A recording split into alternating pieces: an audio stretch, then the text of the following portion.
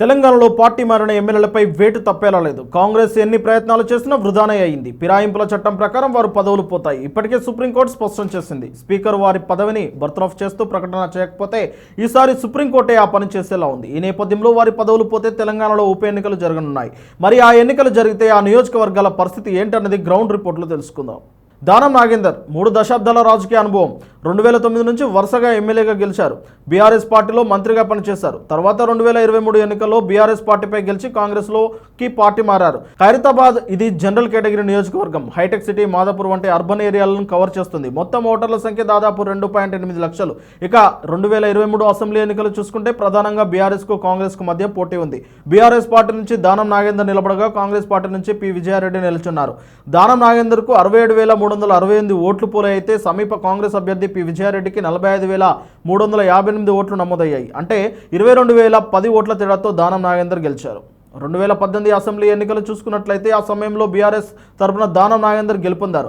ఆ సమయంలో బీజేపీ అభ్యర్థి చింతల రామచంద్రారెడ్డి ఓడిపోయారు. తాజా పరిస్థితుల దృష్ట్యా ఉప ఎన్నిక వస్తే కాంగ్రెస్ సీటు ఎవరికి ఇస్తుంది అనేది కీలకంగా మారింది. బీఆర్ఎస్ పార్టీ నుంచి వచ్చారు కాబట్టి ఆ సీటు తనదే కాబట్టి దానం నాగేందర్కి ఇవ్వడమే కరెక్ట్ అని పార్టీ భావిస్తుంది. అయితే ప్రజలు వ్యతిరేకిస్తారు అనేది నిజం. ఒకవేళ పి విజయారెడ్డికి టికెట్ ఇస్తే గెలిచే అవకాశం ఉంటుంది. కానీ దానం నాగేందర్ పరిస్థితి గందరగోళంలో పడుతుంది. కాబట్టి దానం నాగేందర్కే పార్టీ టికెట్ ఇచ్చే అవకాశం ఉంది. ఎందుకంటే ఖర్చుకు కూడా ఎక్కడ వెనకడుగు వేరు. అయితే బీఆర్ఎస్ పార్టీ తరఫున పి విష్ణువర్ధన్ రెడ్డికి టికెట్ ఇస్తారా లేదంటే పి విజయారెడ్డికి టికెట్ ఇచ్చి పార్టీలోకి ఆహ్వానిస్తారా అనేది కీలకంగా మారింది. ఇక బీఆర్ఎస్ పార్టీ నుంచి పి విజయారెడ్డికి టికెట్ ఇస్తే లాభం ఉంటుంది. గతంలో కాంగ్రెస్ తరఫున పోటీ చేసి ఓటమి పాలయ్యారు. స్థానికంగా పట్టున్న వ్యక్తి కాబట్టి పి విజయారెడ్డి గట్టి పోటీ ఇస్తారు. అయితే పి విజయారెడ్డి పార్టీలోకి వస్తారా లేదా అనేది చూడాలి. ప్రకాష్ గౌడ్ 2 దశాబ్దాల రాజకీయ అనుభవం ఉన్న 2009 నుంచి వరుసగా గెలుస్తున్నారు. 2023 ఎన్నికల్లో బీఆర్ఎస్ పార్టీపై గెలిచి కాంగ్రెస్ పార్టీలోకి మారారు. అయితే ప్రస్తుతం ఉప ఎన్నిక వస్తే మళ్ళీ ప్రకాష్ గౌడ్కు కాంగ్రెస్ పార్టీ టికెట్ ఇచ్చినా అక్కడ బీఆర్ఎస్ బీజేపీ త్రిముఖ పోటీ ఉంటుంది. ఎందుకంటే 2023లో రాజేంద్ర నగర్లో బీజేపీ అభ్యర్థి తోకల శ్రీనివాసరెడ్డికి అధిక ఓట్లు వచ్చాయి. రాజేంద్ర నగర్ నియోజకవర్గం జనరల్ కేటగిరీ. రాజేంద్ర నగర్, శంషాబాద్ 2 పట్టణాల జనాభా దాదాపు 2,60,000 ఉంటే 2,32,000 ఓటర్లు ఉన్నారు. 2023 ఎన్నికల్లో బీఆర్ఎస్ అభ్యర్థి ప్రకాష్ గౌడ్కు 1,21,734 ఓట్లు వచ్చాయి. రన్నరఫ్ బీజేపీ అభ్యర్థి తోకల శ్రీనివాసరెడ్డికి 89,638 ఓట్లు వచ్చాయి.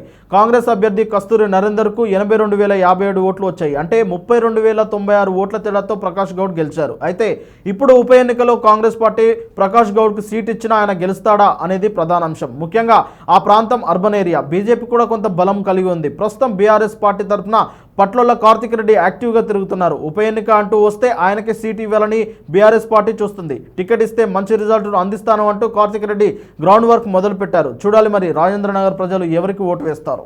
పార్టీ మారిన ఎమ్మెల్యేల మీద గ్రౌండ్ రిపోర్ట్ కథనాలు మీకు నచ్చితే లైక్ చేయండి, షేర్ చేయండి. ఉప ఎన్నికల్లో ఏ పార్టీ గెలుస్తుందో కామెంట్ చేయండి.